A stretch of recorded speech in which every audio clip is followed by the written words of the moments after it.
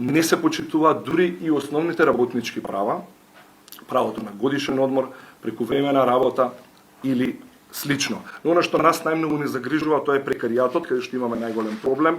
За да биде појасно, голем број од колегите се соочуваат со закана за губење на работните позиции. Но и тој извештај не треба да не залажува, не треба да мислиме дека сме задоволни со тоа.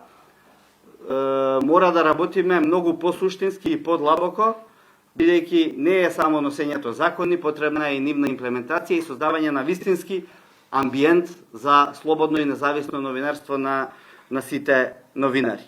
На Светскиот ден на слободата на медиумите го славиме новинарството и неговата критична улога за зачувување на слободата на изразување, за промоција на отворени општества и јавна одговорност.